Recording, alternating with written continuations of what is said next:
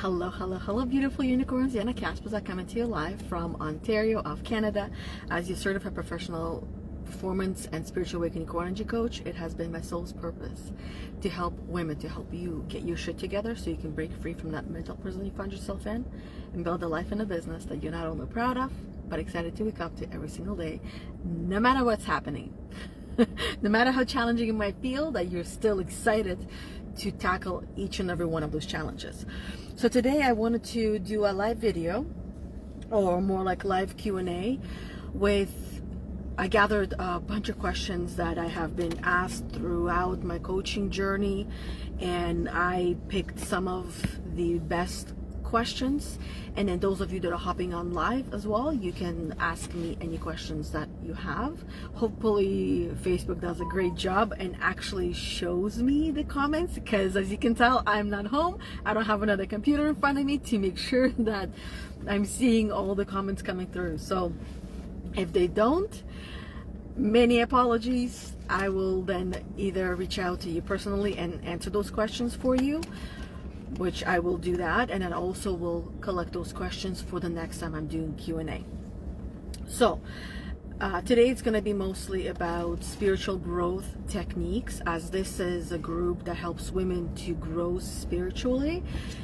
There are numerous amount of techniques, but I'm going to just go through these questions that I have on here and answer these questions that you yourself might have already thought of, or have a response to, or maybe never actually thought of. So either way, you can feel free to engage and interact below with any other, how would you respond to some of these questions, any other thoughts and ideas that come up for you.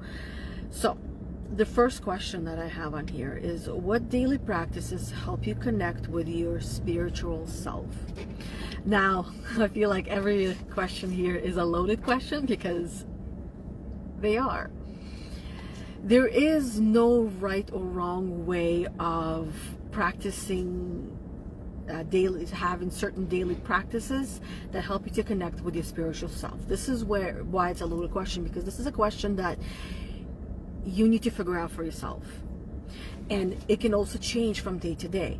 So for me, as an example, what works for me is going on a walk, going on a hike, vacuuming, doing dishes, doing live videos is where I find myself connected to my spiritual self, to my spirituality, especially during live videos where they're all free-flowing and things just come through that I don't plan on. Doing meditation, doing yoga, maybe some other exercises. It could actually even be as you are sitting down in a coaching session with your coach and you are working through and releasing some things. And this is where you find yourself feeling connected to your spiritual self, to your spirit, to your spiritual side. Even just simply burning a candle might help as well, and gazing and looking into that candle. So that's another way of how you can practice your spiritual growth. You do that. My kids are in the car, by the way, with me, just an FYI. We're on the way to see my mother-in-law, their Vavo. It's her birthday this weekend, but we won't be able to go and see her on the weekend, as we have other things taking place this weekend. So we're going to see her today, and then a couple of other errands. And then now I look at it as errands. Let me know if this is you as well. Looking at errands as, ooh, I get to go out and have fun. I get to go and do something different. This is a life of a mother. Second question is, how do you incorporate mindfulness into your daily routine? How I incorporate mindfulness, and this is, let me know how you incorporate it as well. How I incorporate mindfulness of just simply being in the present moment, when I pause and I remember that I'm here and I have breath and I breathe. Becoming aware of what I'm doing in that particular moment and where I am, and taking it all in. What am I smelling? What am I seeing? What am I feeling? What am I tasting? Is it hot or cold? What's the temperature like? Bringing in my senses and checking in with myself. How am I feeling inside? If I'm feeling off, going into why am I feeling off? What's going on? What's happening? What are the thoughts? What are the stories that are causing me to feel that way? And sometimes I will go, or most of the time I will go into those stories and understand them, and then recognize that that's stupid, or that doesn't make any sense, or oh wow, I didn't realize that's what was happening or why I'm feeling that way. So what are my choices? What am I going to do about it? And actually do something about it. I know many of you, as I once was, you get that realization, you have that awareness of what to do, but you don't actually do it. But until you start doing it, nothing will change. Everything will stay the same. The third question is, what role does meditation play in your spiritual journey? Now, for majority of people, it plays a pretty big role. And I say that because there's different forms of meditation. When it comes to meditation, you can meditate when you're walking, you can meditate when you're cleaning, you can meditate when you are just sitting down with your legs crossed and actually meditating. You can be in different poses, you can be upside down, you can meditate in so many different ways. But it plays a pretty big role because it helps you to connect, it helps you to calm yourself down, calm your nervous system down, and eliminate everything from the external world, and it helps you to go inside into your internal world. And this is where you are. You don't exist outside of your body. You only exist inside your body. That's where you are. Your world doesn't exist outside of your body. It exists inside your body. Yes, Mila? Can't sleeping be a form of meditation? Or like falling asleep? Falling asleep, in a way, it can be a form of meditation, because as you're meditating, you can help that meditation to help you to go to sleep. And it's actually one of the, I'm glad you asked that question. It's actually one of the best ways to meditate. That's why I love, when I meditate, is first thing in the morning when I wake up. And also sometimes I can end up falling back asleep, but it's quite rare at this point. But I used to do that actually on purpose until I finally admitted it. You're cold, Neil. That's a different kind of question right now. That doesn't really fit into this. Okay, now, and then also at night, right before I go to bed, I would meditate right before going to bed. And then, as Mila was asking, can you use that, you know, when you're sleeping or going to bed? Yes, because it really helps you to align yourself, see yourself, understand yourself, and then go into the dream world, which helps you to do all those things even more so. Number 4, how has journaling impacted your spiritual growth? I see my true self, and that also means that true self that I see, it's two parts: the part that I like and the part that I don't like. The great thing is the parts that I like, great, let's keep going, let's keep keeping those, let's keep doing those. And the ones that I don't like, what am I going to do about them? Identify the problem, and then the solutions come up, and as they come up, actually taking action on those solutions. That's key. Without action, nothing is going to happen. You can't travel without you planning to travel, without you planning on where you're going, how are you going to get there, and then booking all the things that you're going to stop at or see. Otherwise, you're going to be just aimless, and you're not going to have any direction of where you're going. And this is how majority of people are actually living.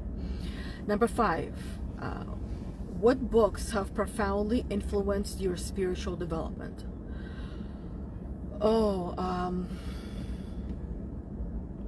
Honestly, there are numerous of books. Anything to do with empath, those books. There's a lot of YouTube videos that I watched, a lot of programs that I invested in, that I learned tremendous amount from. Change Your Schedule, Change Your Life is an amazing book that really helped me. Bulletproof Diet is another amazing book. Now, it's not necessarily spiritual, but in order for you to connect and with your spirit, with yourself, the biggest part of that is getting your shit together, and the biggest part of getting your shit together is deciding what kind of a lifestyle you want to live. And a lifestyle involves every single part of your life, diet as being one of the top ones, and your schedule, your routines, your habits is another top one. So that's why, even though those two books are not spiritual books, and you've heard me talk about these books very often, some of you probably like, oh my god, same book, I've heard it many times, but there's a reason why you're hearing it over and over again. And like I said, even though they're not spiritual, they help me to heal my body so I can connect with myself much more easier and quicker. And my overall experience of life has improved as well. And I understand myself through that process. Number 6, how do you stay grounded and centered during challenging times? Breath. Breath. Honestly, breath and action. That's what I will say. Breath is because when the times are challenging, my nervous system is off. I'm feeling overwhelmed, stressed, anxious, just like all of you. I'm a human being, so I feel all those things. Now, what I do is I breathe. I calm my system down, my nervous system down, and I breathe for as many times as I need to and as deeply as I need to. That's not my phone making noise. I thought it was mine. And then action. It means that after I calm my nervous system down, I become very clear and very aware of what is triggering it, and more often than not, it's going to be something that I'm avoiding doing. So instead of continuing on that downward spiral of avoiding doing it, I essentially bite the bullet and do it. What had helped me was just simply asking, what's the worst case scenario of me not doing it, continuing on that downward spiral and not doing it? Okay, I become very clear, and this is where sometimes it triggers my emotional fight or flight response once again. Then once again, I'm breathing and calming myself down, and after that I ask, okay, what's the best case scenario that will happen if I do take action? And then it becomes much more easier. This is another form of a buy-in. I buy myself into that idea to go and do it. Another way of calling it is I inspire and motivate myself and become very clear of the intention behind doing it and not doing it.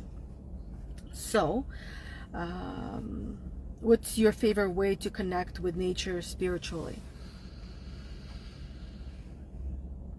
Going on a walk, watering my plants, gardening, sitting down and feeding the koi fish that we have in the backyard, and sometimes just sitting or standing in the sun for however long, however much time I have to do that.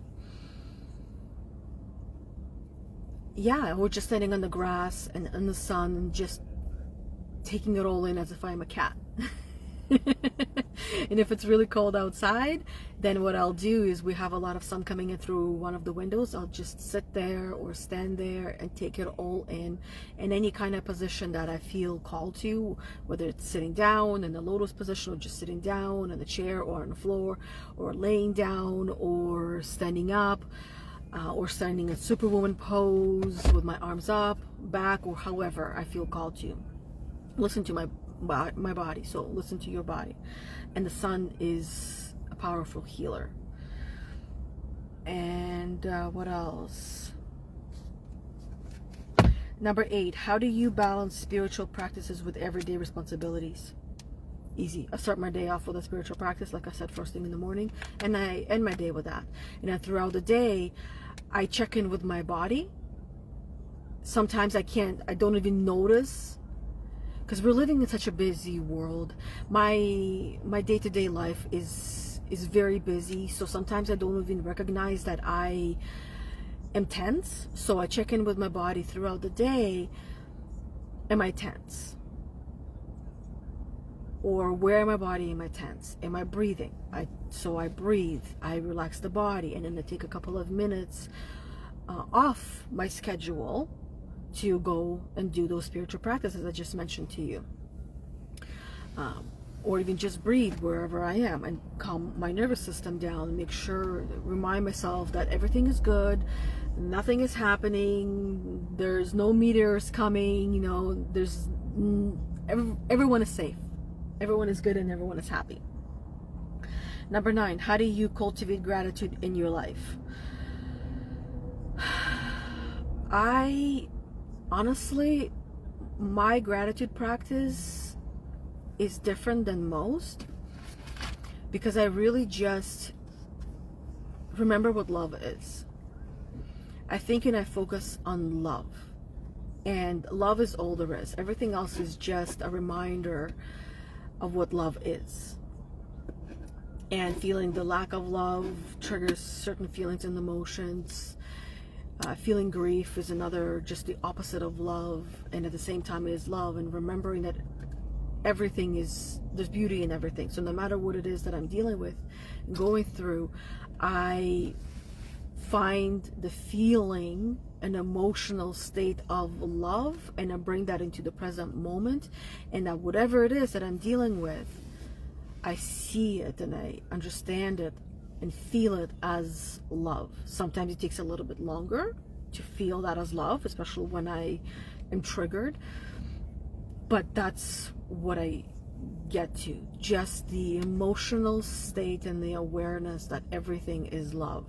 I've learned quite a bit on that subject, and I honestly don't have I don't want to spend the time going into this topic because there's a lot, and it's more so, it works best when I'm having a conversation with someone to hear where they're coming from and then help them see it as love instead of a trigger. Number 10, what spiritual or ceremonies do you find, what rituals or ceremonies do you find most meaningful in your spiritual practice? Fire. Fire and water. And then earth, which is the soil. Honestly, just and then the wind. Breath, right? Breath is the wind. The fire is the burn ceremony. That I host every other week, and sometimes I just do it for myself. The waters, bath, shower, watering things, washing dishes, and earth is my gardening, is me touching the soil, even inside the house. And let's do one more. What affirmations or mantras resonate most with you? Anything that follows the I am statement. It's as simple as that, without lying to myself. That's the key part. I can't, when I am, let's say, really overwhelmed, I don't say I am calm and peace, because it's not true, it's a lie. I am tuning into calm and peace.